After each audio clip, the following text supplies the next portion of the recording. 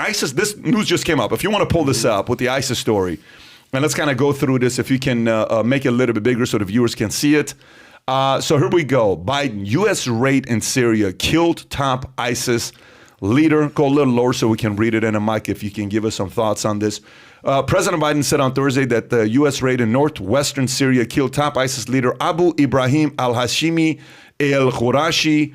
What he's saying is last night at my direction, U.S. military forces, at my direction, very impressive, U.S. military forces in northwest Syria successfully undertook a counterterrorism operation to protect the American people and our allies and make the world a safer place, Biden said. Thanks to the skill and bravery of our armed forces, we have taken off battlefield Abu Ibrahim, the leader of ISIS. All Americans have returned safely from the operations, monitoring and other groups, as well as residents of the raided village Atmeh in the rebel-held Idlib province near the border with Turkey, reported multiple deaths, including civilians. British 9 people were killed in Thursday's strike, including 2 children and a woman. Wow. Okay, so that's the part that's going to...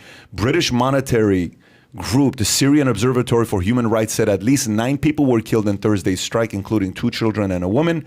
The Syrian Civil Defense First Responders, also known as the White Helmet, said at least 13 people died, including 6 children, in shelling and clashes that followed the raid. So, Mike, former Navy SEAL, when you see something like this, what are you thinking and what do you know about it?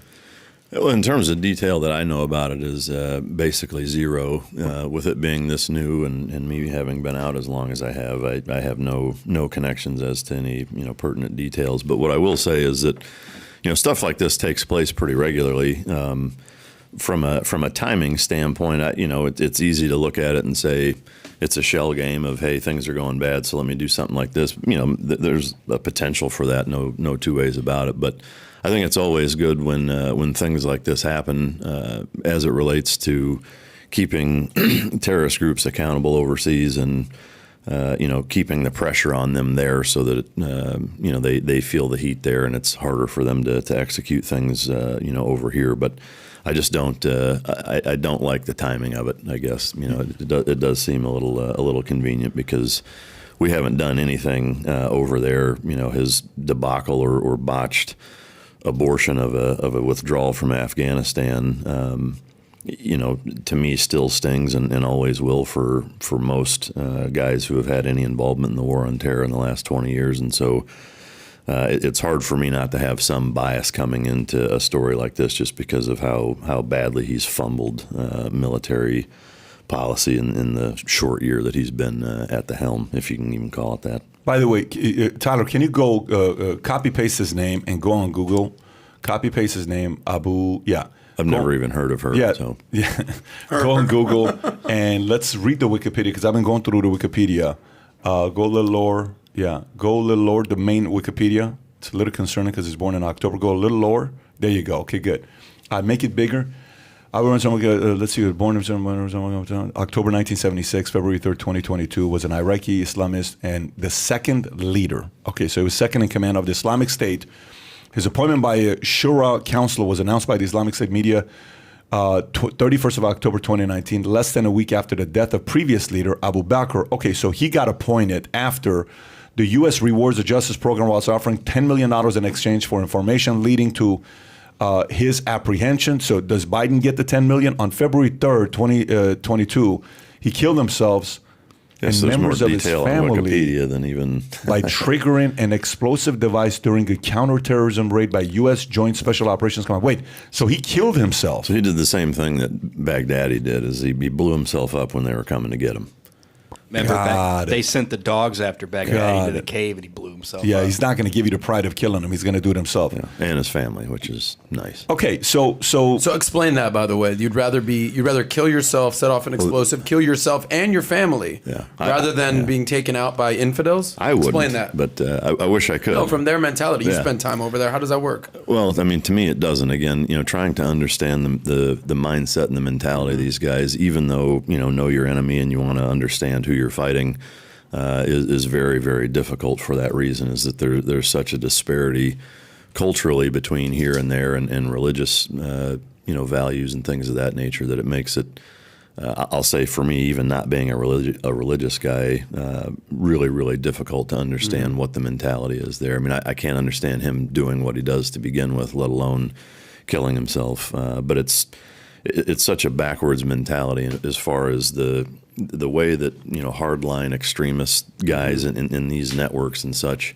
the way that they and their families view suicide bombers is of a very high regard. You know? Right. So, well, apparently, you know, according to the Quran, if you blow yourself up, you know, in the name of Allah, you literally go to heaven. You get 72 virgins, and that's part of their mantra. Yeah, I mean, I don't know. I don't know that it speaks to actual suicide in the Quran, but I know that you know, from the twisted versions of a lot of the networks over there, and we'll even say Afghanistan. I had Holly McKay on my show just a couple weeks ago, who was there during the withdrawal.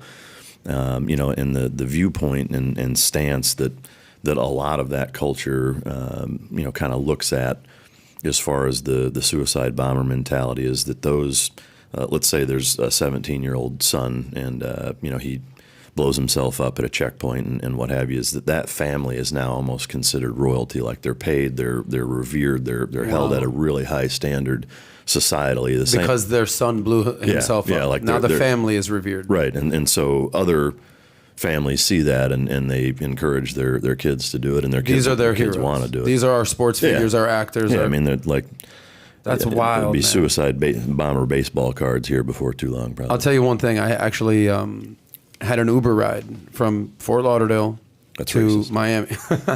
to Miami. And in Miami, there's a 90% chance that your Uber driver is going to be of Latino descent, whether that's Cuban or Colombian or Venezuelan. I mean, just that's the makeup of the DNA of South Florida.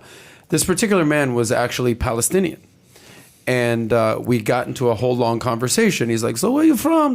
Miami. You're Jewish? Yeah. I love Jews. I'm like, oh, you're Palestinian? Yes. You know, like he's been in America for 30 plus years. So thick accent.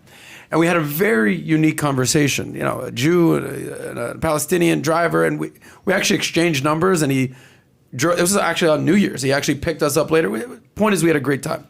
And he said something, he goes, you have to understand one thing about these types of people. He goes, I'm a Muslim, but I'm very moderate. He goes, they value death more than we value life. Yeah. And I said, whoa, what? And he goes, yeah, they value death more than we value life. And we just discussed what that meant. And I mean, that kind of to your point here, Mike, is that their mentality, their values are totally different than any normal person would have. Yeah. No, yeah, absolutely. And that's half of it too. Is the other half is that, you know, the economies and societies over there overwhelmingly so have a kind of a feeling of despair almost. You know, like that there's so unemployment rates must be just everything high. like the lack of infrastructure. Just there's so many negatives in the societies there that there's not a lot to want to live for, frankly. You know, and so when you couple that with an isolated extremist conditioning from a religious standpoint and talking about the afterlife and you know, basically brainwashing people, no different than some aspects of society here, frankly, but there it's just supercharged to a level where it's kind of a perfect storm of all these different elements that contribute to it making it very easy for them to manipulate young, piss-broke families into sending their kids into those scenarios. So if you enjoyed this little short segment from the podcast that we did, here's another short segment to watch. Or if you want to see the entire podcast, click over here. Take care, everybody. Bye-bye.